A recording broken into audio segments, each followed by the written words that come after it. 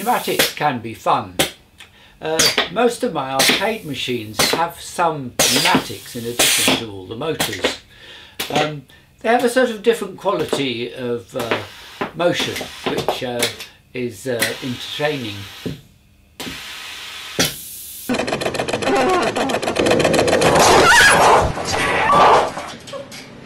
Come down and get up to the big boat and steer to avoid the obstacles.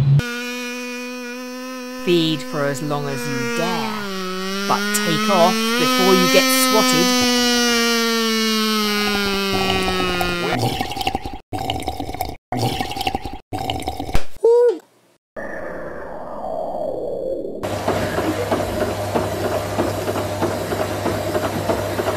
How's that feel, Louis?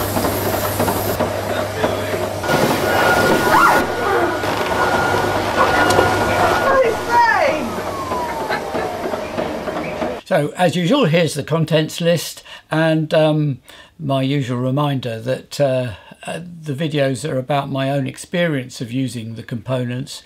I'm not a professional pneumatics expert. Though air power or pneumatics goes back a long way. Maybe the first use was just for blowguns, shooting poisoned darts at animals and things, but also bellows for getting fires going. And by Roman times they were also using bellows to power organs to provide the air supply. And of course this went on through history. All the churches in medieval times had somebody blowing away on bellows to keep the organ powered while another person actually played it. And by the 18th century there were also tiny bellows for cuckoo clocks.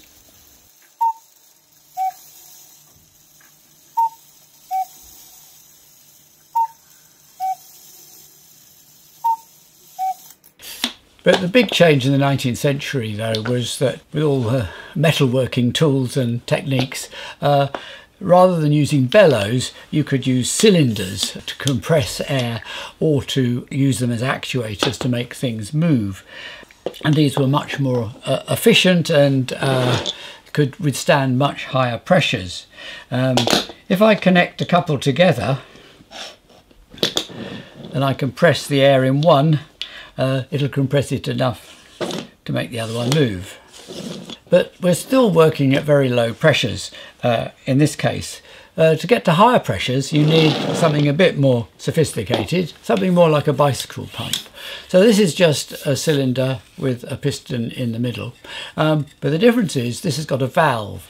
So on the outstroke you're sucking in air from the outside, but on the downstroke all this air is being forced into the tyre. It's the only way it can get out. And so if you pump and pump and pump, each stroke is making a little more air go into the tyre and getting to a higher and higher pressure. And really electric air compressors, today's compressors, are exactly the same. This is my compressors, one that got overheated, so I took it to bits. And so most of it is actually, this is a motor on the back and the actual compressor on the front. And in here, this is the piston that goes up and down. So it's only a short stroke, much shorter than the bicycle pump, but it's going round at thousands of times a minute. And so it actually generates quite a lot of compressed air. So the basic principles of pneumatics really aren't that complicated. The devil is in the detail, and that's really what this video is about. Pneumatic cylinders come in all sorts of shapes and sizes. They're much bigger ones than my biggest one, the one at the front. And they go down to really, really tiny ones. This is my smallest. And I find these tiny ones very useful, particularly with the 2mm fine flexible tubing. It's one of the advantages of pneumatics is the way it scales so well from big stuff down to tiny stuff.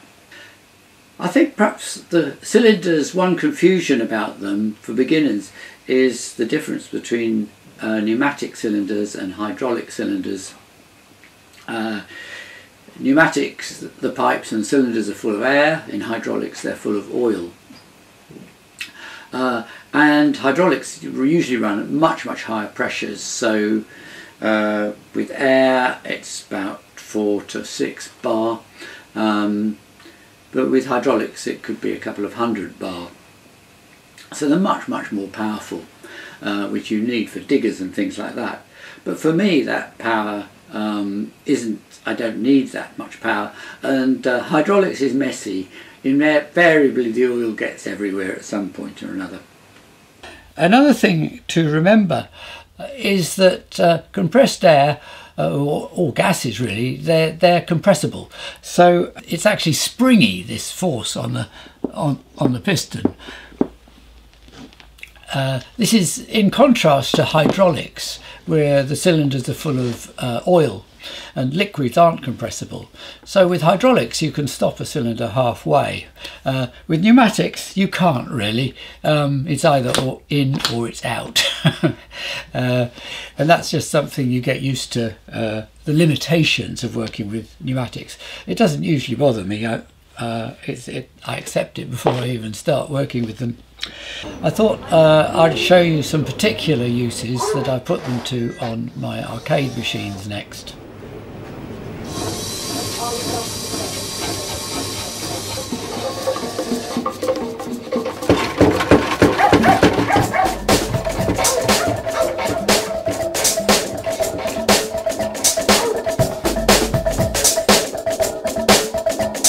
So with Rent-A-Dog, all the motions are electric. Dottie's head, legs and tail, and the treadmill of course, but the lead is different. The lead is pneumatic, and that gives it quite a lot of power,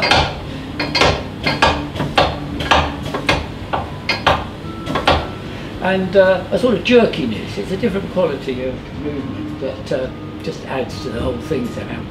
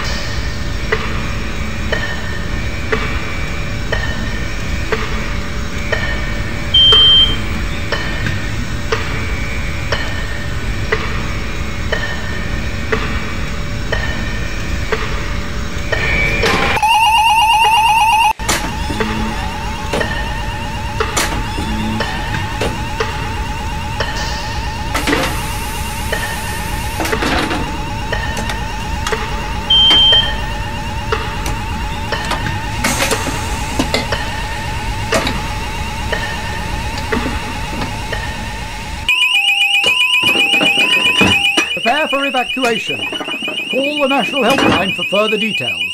All calls are charged at £1 a second. Before leaving, please collect your nuclear waste.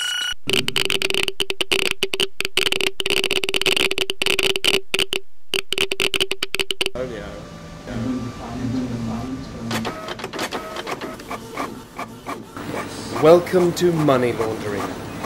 Your task is to pick up the cash from the gutter. Now try to lift the cash to the top, but watch out for the financial regulators on the right. If one of them sees the cash when they look out of the window, you've been spotted and you'll lose it all.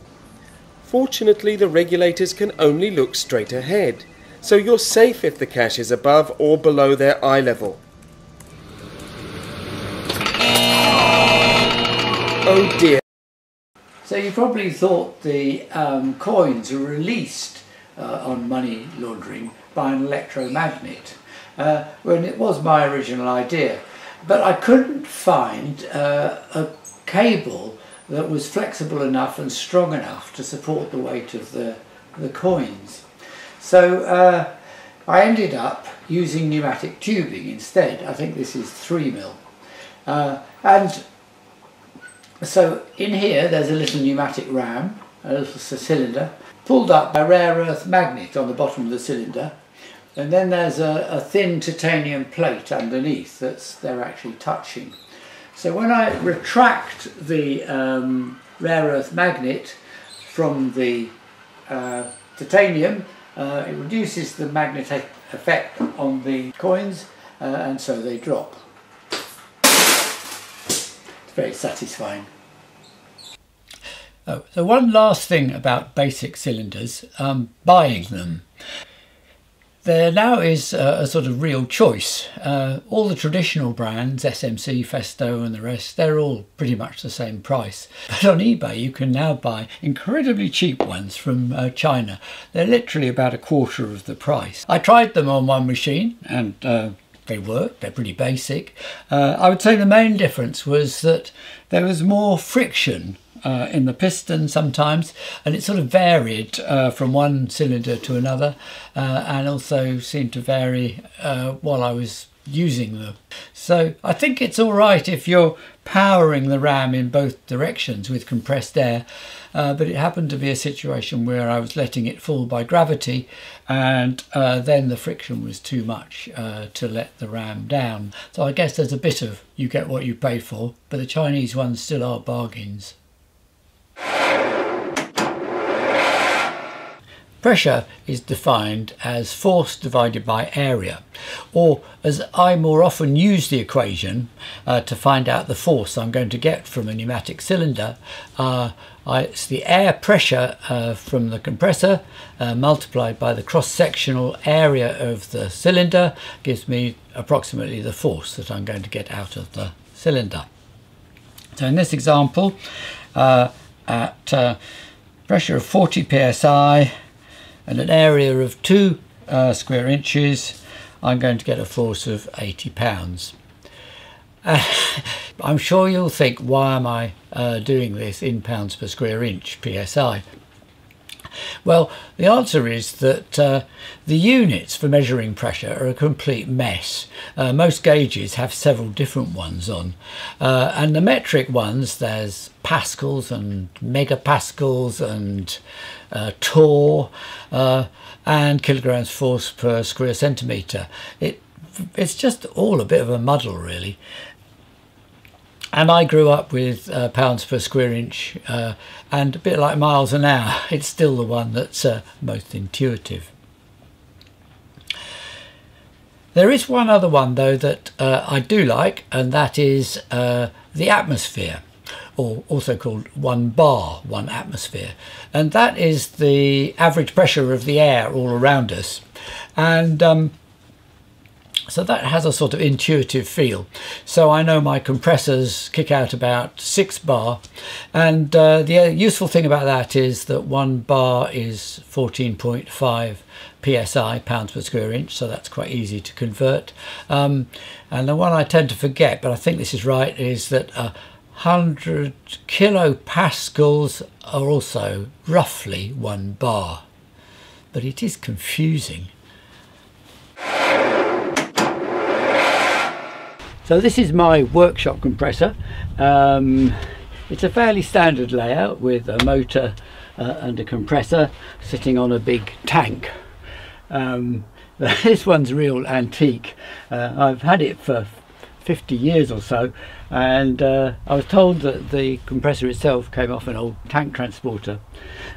Despite its enormous size, it's not actually that powerful. It's about 7 cubic feet per minute.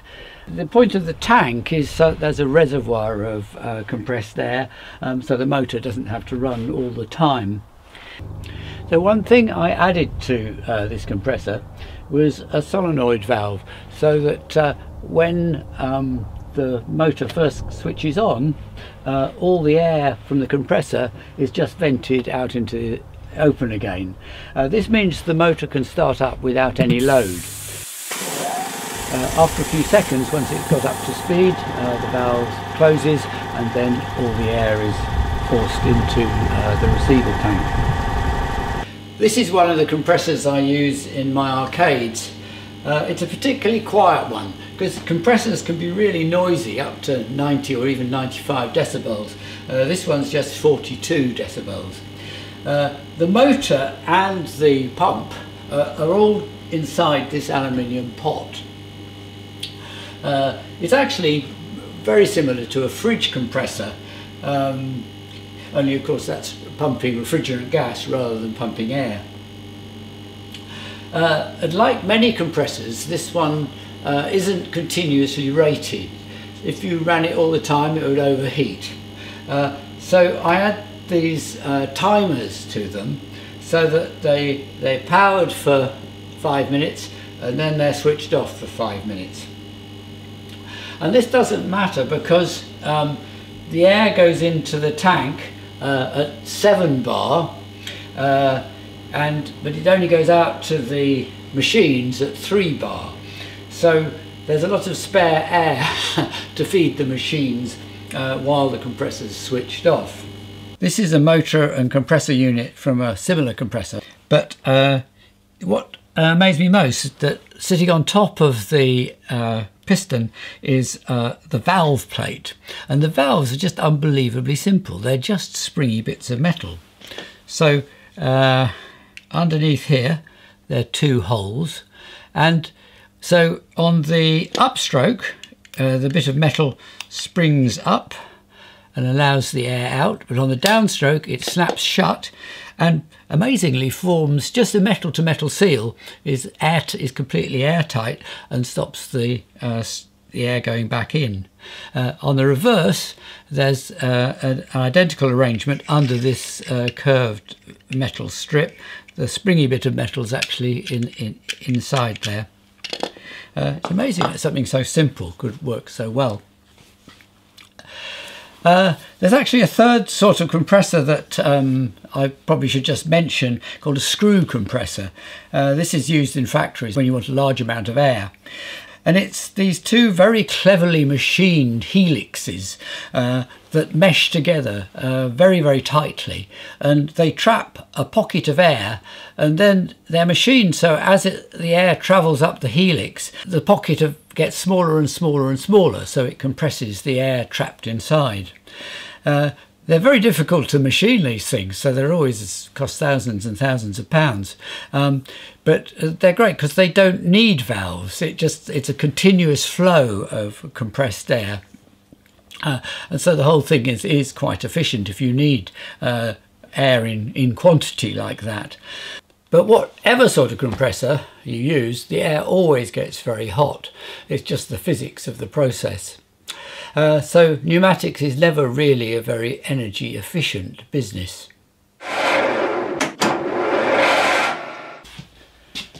So on the outlet of a compressor, there are extra little bits and pieces. There's a pressure regulator first that controls the pressure of the air that actually comes out.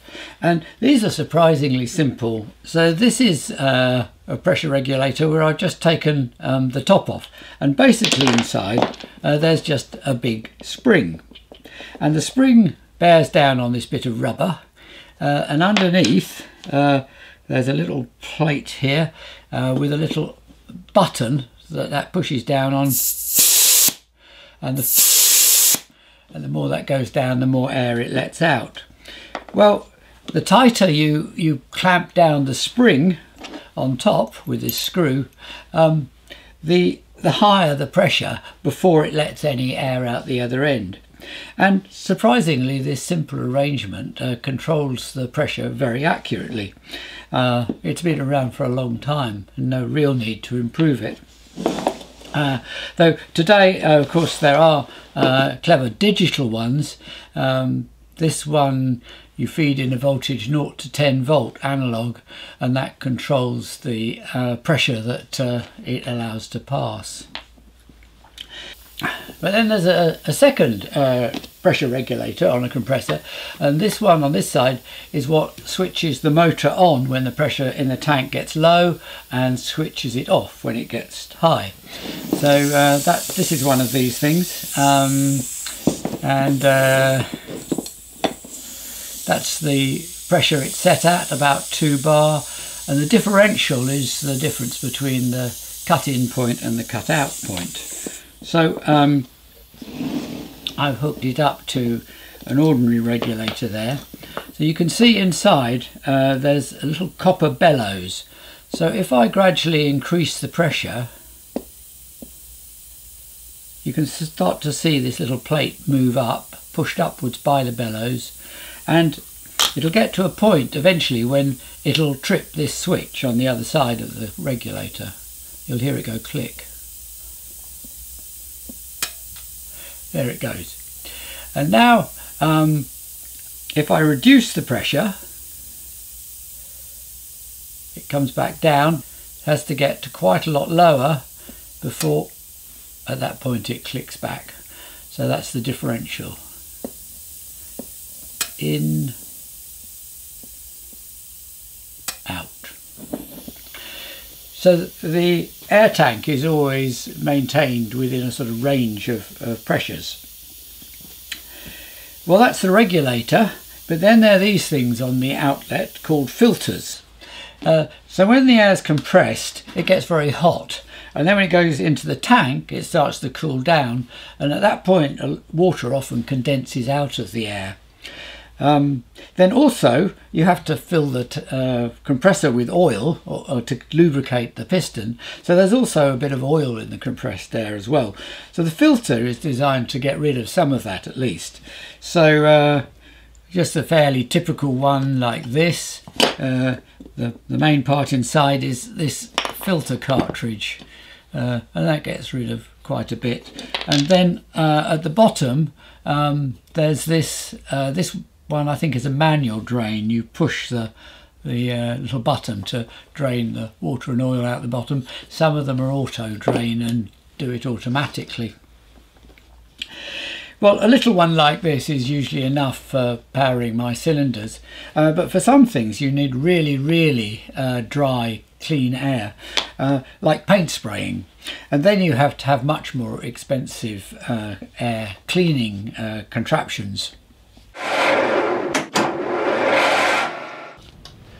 So when I first used pneumatics, I used nylon tubing, but actually it's very stiff and not very easy to use compared to polyurethane, which I use now, which is much nicer stuff and easier to use.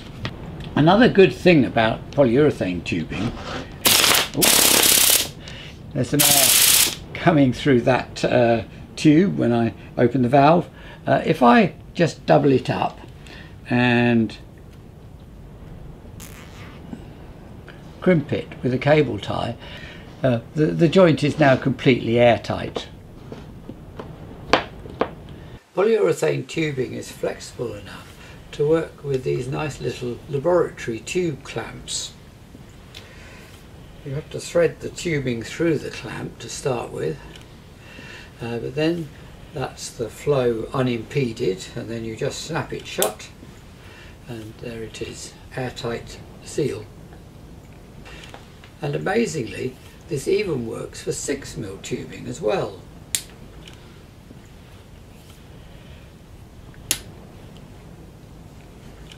And that's often very useful.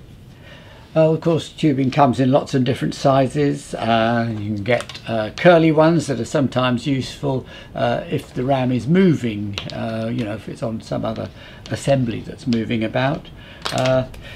And you can also get very tiny tubing down to 2mm. So to connect the tubing to the compressor and to cylinders, there are these little fittings threaded at one end to fit into a cylinder, and then this is the end that fits into the tubing, and you just push the tube in until it sits there, and then you have to push it in an extra bit, and then it's locked in, and that's a completely airtight joint. To get it out, you have to pull back this outer bit of plastic, and then it comes out again. So the way these quick fittings work, it's easier to see on a big one. So this one's for 10mm tube, and this is one I've stripped out.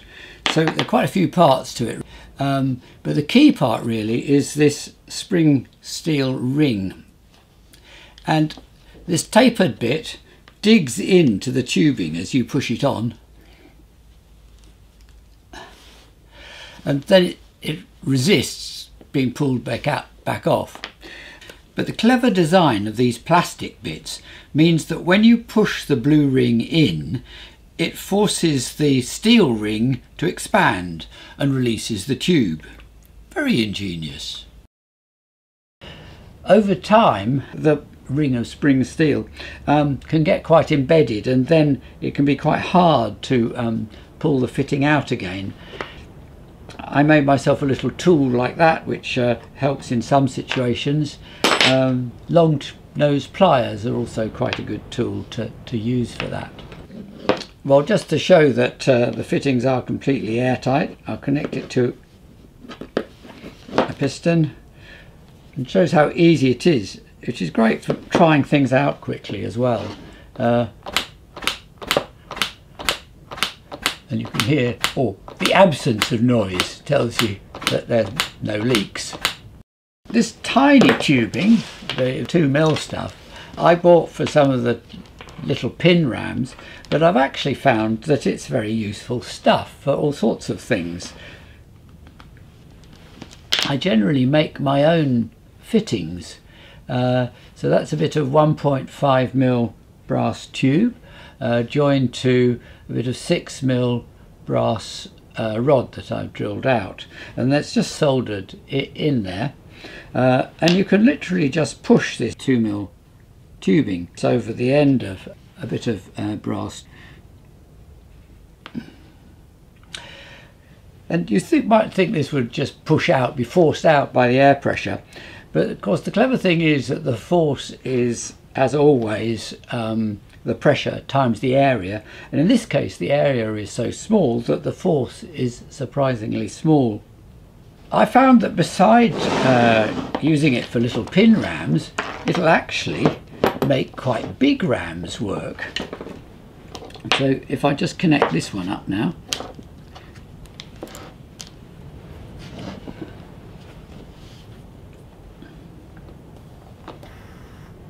it won't work at full speed because not so much air can get through, but that's sometimes quite an advantage anyway. And the force of the ram can be as much as if you had big tubes, though again it kind of takes longer to reach the maximum force.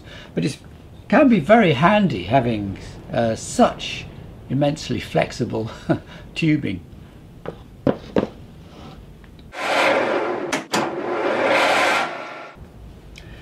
So the one other sort of fitting I should mention are speed controllers. So by itself, this is back to the 4mm tubing, these rams move almost instantly, very fast. But in some situations I find I really want them to go a lot slower. And that's where these things come in very handy. So these arrows are significant. It means that it allows air in without any obstruction at full pressure, but it restricts the volume of air coming out by turning the little control screw on the top. So if I replace these connectors to the cylinder with these speed controllers, I can then show you the result, and the movement is completely different. It's amazing how slow you can get it to go. And then if I just adjust that, maybe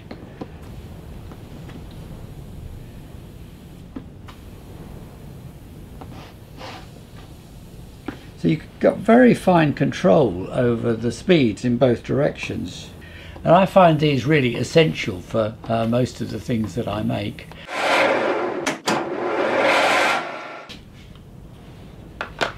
So at their simplest, valves are just a simple little tap. And this is one where the tube just goes in each end. And of course you can get versions of this that are powered by electric. This has got a solenoid in the top and does exactly the same thing. Quite often they have arrows on just to indicate which way is connected to the compressor and which way is connected to the cylinder. But the problem with just a simple valve like this is that when you switch it off, there'll still be a lot of compressed air trapped in the piston and the cylinders, so you won't be able to move them. So it's usually more useful that all that air is exhausted and just allowed to escape. So pneumatic valves are normally a bit more complicated. So the pressure comes in here and goes to the cylinder out the other side, but there's this third port for exhausting the air from the cylinder out to the outside. But then it gets more complicated, because to control a cylinder you have to have two outputs, one to go to each end of the piston. This is the valve I was actually using for some of the earlier demonstrations. So it lets the compressed air into one side or the other. Well, this is called a 5-2 valve because it's got the two outputs to the ends of the cylinder. The pressure comes in the middle, and these are the two exhausts. These are silencers and they do make quite a difference. It was useful doing the video because I didn't want too much extra noise.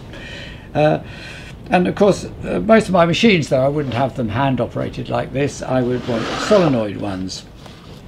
This is an old spool valve I've stripped down to show how it works. So these are the various parts of it. These are the two outlets to the cylinder, and on the other side the inlet for the pressure and the two exhausts. So the main moving part is in the middle here. It's called the spool, and it's just a rod with a series of seals on it. So when the spool is in place, you can sort of see the seals moving past the holes, outlets to the cylinder. So it's blocking and unblocking different routes through the valve, if you like. So what powers this spool to move across is small amounts of air that are fed into either end. And they come from a tiny little solenoid in here. This bit is really just the connector, so that's sort of irrelevant really. In here the solenoid is really very tiny.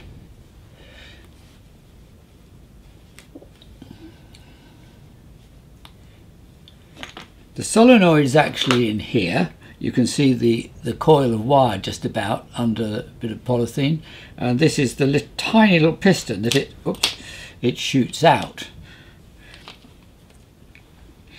These are the tiny little air holes that the air goes through and feeds into the end of the spool. So the solenoid doesn't have to be very powerful just to open these little holes, and it's really using the power of the compressed air to move the main spool to open the different pathways through the valve. Air assisted, I think it's called.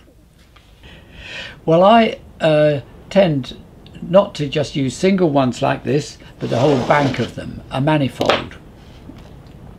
So this reduces the amount of pneumatic tubing going all over the place, because you just put the pressure in there, the compressed air goes in there, and these are the outlets to the rams, one solenoid for each ram.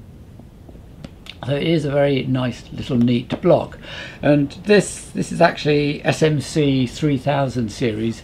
It's amazing how much air these can actually pass through. I sometimes use the bigger, the 5000 or even the 7000. It's not really that I find there's not enough air coming out of the little ones. It's more that I sometimes worry that the holes through which the air has to pass are so tiny in the little ones, they might sort of somehow get clogged up with moisture. I may be just being paranoid, but these are kind of slightly more reassuring, being a bit bigger. The other reason for buying them in manifolds is that I buy practically all mine second hand on eBay, and you tend to get better value if you buy a whole sort of bank of them like this rather than individual valves. So one thing I quite often have trouble with ordinary pneumatic cylinders is that they take up quite a lot of space, in as much as this one is about 200 mil long, and if I extend it, it extends about another 40 mil. So it actually, the extension is only 20% of its total length. It's not a big ratio. For that reason, there are these compact cylinders, and they have a much bigger ratio. So this one, the extension is about 35% of the total length. So almost twice and double an ordinary cylinder. I sometimes use a pair of these compact cylinders back to back to make one that has a central stop position, which of course a single ram can't do. Try to reach the house at the top, but watch out for the villains. Whenever they pop out, freeze, or you will go down the ladder instead of up.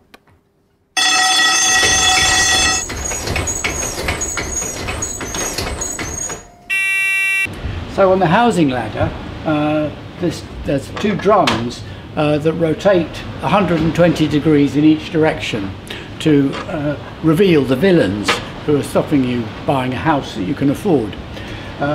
So underneath here there are actually two little rams. So when the shake comes out, ram 3 extends, then back to neutral, and then when the buy-to-let woman comes out, ram number 4 contracts and back to neutral. Another thing about cylinders is that they always have a magnet inside the piston. You can put a reed switch, tiny little reed switch, on the top of the cylinder, and it will sense the magnet, and then when it retracts it goes off. It provides a unique opportunity to discipline the reckless bankers. It can be very useful to know when a cylinder has started to move, as it is on my whack-a-banker machine. When you hit the banker, it only moves the ram down just enough to switch off the reed switch, but this then activates a solenoid valve to power the cylinder down to the bottom, so it's much more satisfying. Now, really? Another limitation of ordinary cylinders is the piston is free to rotate, which is sometimes inconvenient. So there are special cylinders with hexagonal shafts to prevent this. And there are also ones with guide bars along the side to do the same thing. But these guide bars, they're not enough really to make a basic cylinder resist side loads and things, to make it into a full linear actuator. For that it needs really beefy guide bars, like the big cylinder that lifted me up. So here only the central rod is the cylinder, the outer ones are just the guide bars. Then there are grippers. This was a prototype for one of my machines, quite a satisfying little thing. And this is a miniature parallel gripper. Just moves the jaws parallel in and out. And they're used a lot in factories and automation and stuff. Then there are rotary cylinders, beautiful things. I live in hope that I'll find something to do with one sometime, but I've never actually used one. That's for adjusting the stop positions on the back, and then you get a nice substantial shaft on the front. Wonderfully quiet and smooth. If you want an even longer travel for a given length of a cylinder, there are these wonderful things called rodless rams. They're like a sort of conjuring trick, really. The carriage moves almost the entire length of the cylinder. So how they work is very, very clever.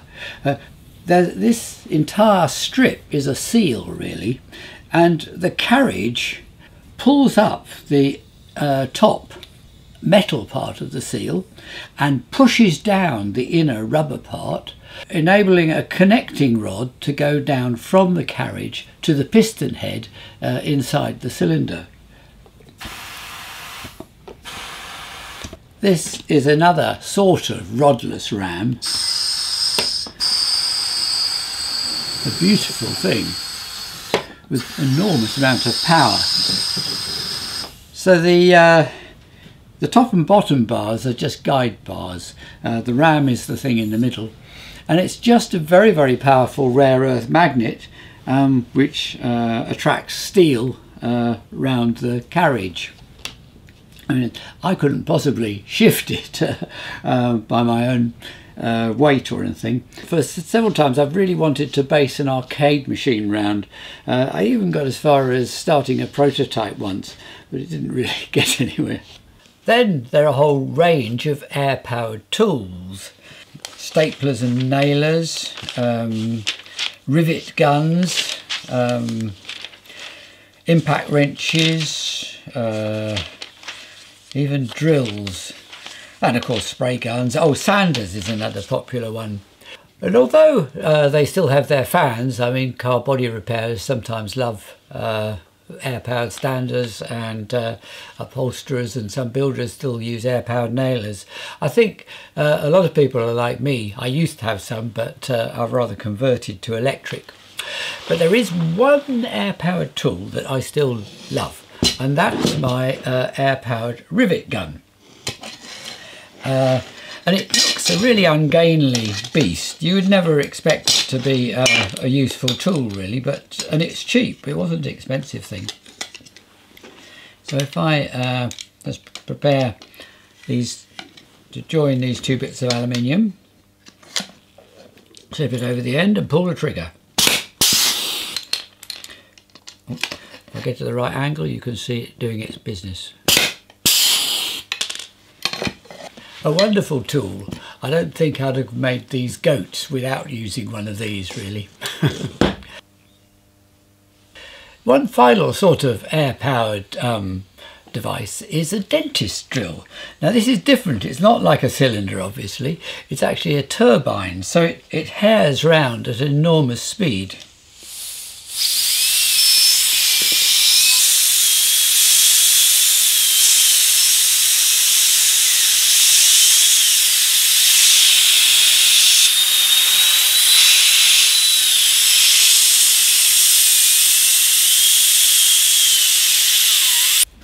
And of course there are many, many other exotic actuators.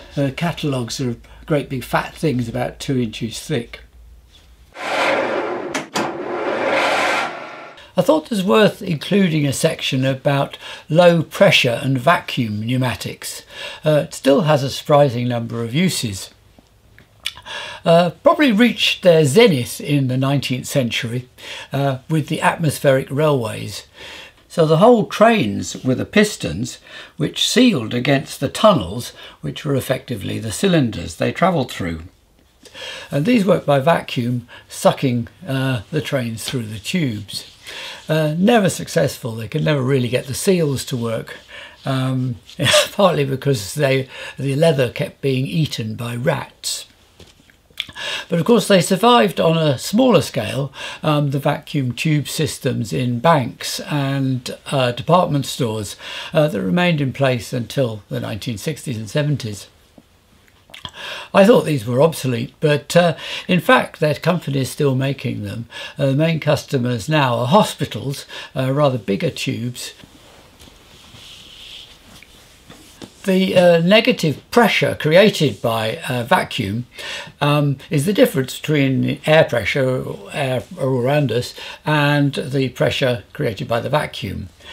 So the maximum that can possibly be is 1 atmosphere, 1 bar. So vacuum's usually less powerful than compressed air, which operates up to 6 bar quite happily. But vacuum still can be quite powerful when the suction is spread over large areas. This is an even larger version of a pneumatic tube. Again, this works on suction. This is a domestic lift. So I weigh about 140 pounds and it's about 24 inches diameter. If you do the sum, the negative pressure needed to suck me up is absolutely tiny. In fact, the compressor that's powering it is something more like a couple of ordinary vacuum cleaners.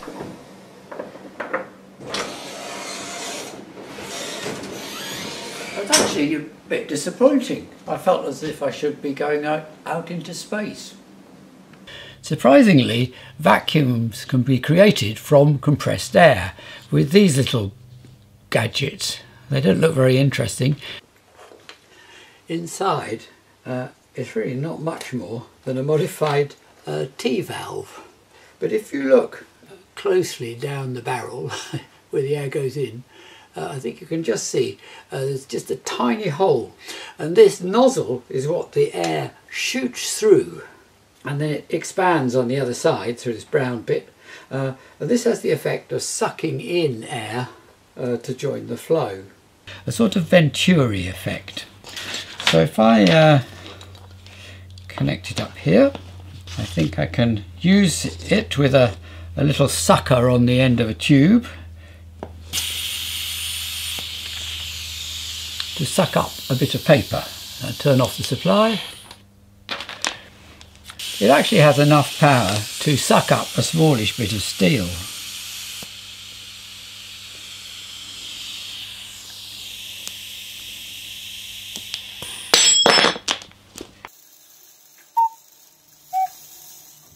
Tiny bellows have survived.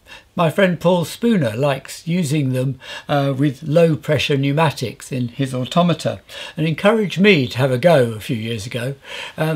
We found these gaiters that are sold for trailer tow hitches, and they make very good bellows. So that was a good starting point. And then Paul also makes his own simple bellows. This is rubberized fabric that's sold for repairing organs. So if I connect the two together, you then got a very sort of sensitive actuator. So the thing I made with it was part of the clock for the Exploratorium, the designers examining the plans in great detail.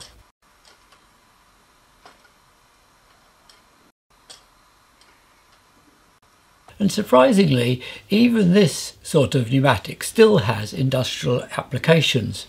I found this object in a scrapyard a year or two ago. It's something off an Audi or a VW car. I've no idea what it does, but obviously low pressure pneumatics still has its place in the world. This clock at London Zoo is almost entirely pneumatic powered. It's by far the most complicated pneumatics project I've ever attempted. It's been here 15 years now, and I recently calculated the escapement has done 80 million cycles. The brief was the Victorians' attitude to the natural world.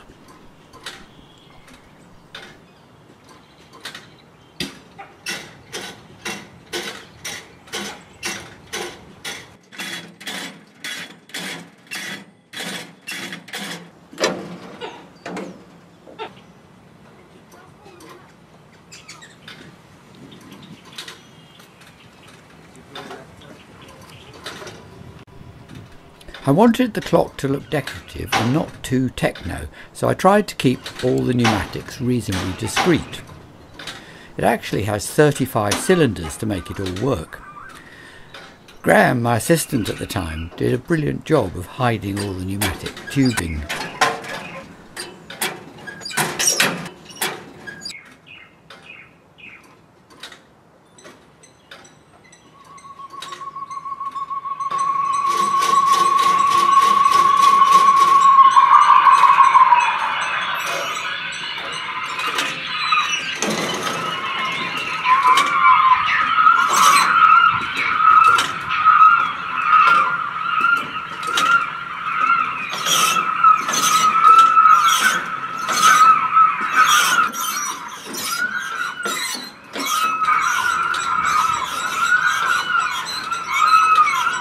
Looking back, it was perhaps stupidly ambitious. It has been a struggle to keep it running. Just maintaining the compressor has been a nightmare.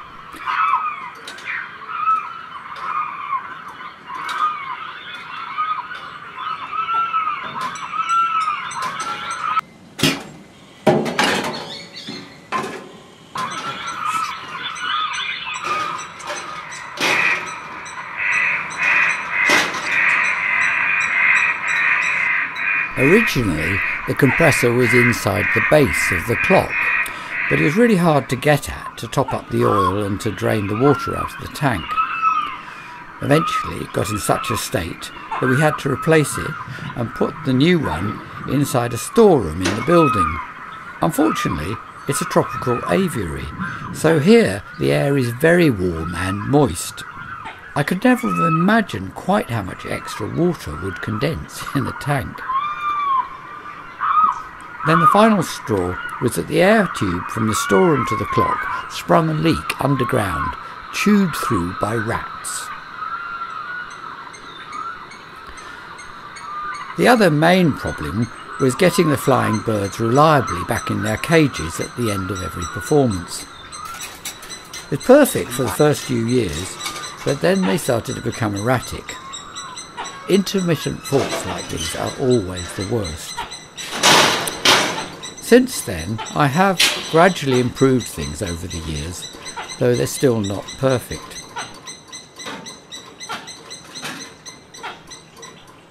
I'm still proud of it, and even after 15 years I still keep trying to improve it. I'm about to add an extra air tank and auto drains, and probably try yet another compressor, this time an oil-free model that should need less maintenance. In the last 10 years or so, electric actuators have been encroaching on territory that was traditionally just pneumatics. And there are lots of advantages. They use less energy. Compressing air is not energy efficient at all. Then electric actuators, you can stop them mid-stroke, and with servo motors you can know very precisely their position. And although mine move rather slowly, there's certainly ones that can move just as fast as a pneumatic piston. So why then has pneumatics remained so popular in factories and automation? Well, I think really it's just because it's so simple and reliable. Once you've got the compressor, it is just a matter of plugging in a valve and a cylinder and you've got this linear motion. You don't need limit switches, no other control, and they have very long lives. None of the pneumatic cylinders in any of my arcade machines have ever given me any problem, or the valves. The zoo's a bit different, but then the environment is very challenging. Last summer an engineer from Disney World came to see me, recently retired. And he was saying how when he started his career all the animatronics were fluid powered, air or hydraulic, but through his career more and more things were converted to electric, enabling spectacular new effects. But he said he wasn't really sure whether that had been worth it, because the net result was that things were more often not working. Not because the electric's not reliable, but they are much more complicated, so they need much more specialist maintenance. So you have to get people with specialist skill to do the maintenance, and they're fewer and further between, and charge more for their time. So the result is just that things don't work as reliably as they used to in the past. So I think that's why pneumatic survives, because it's KISS technology basically. Keep it stupidly simple, or keep it simple stupid. Anyway, I hope you enjoyed this episode about pneumatics. See you next time. Bye.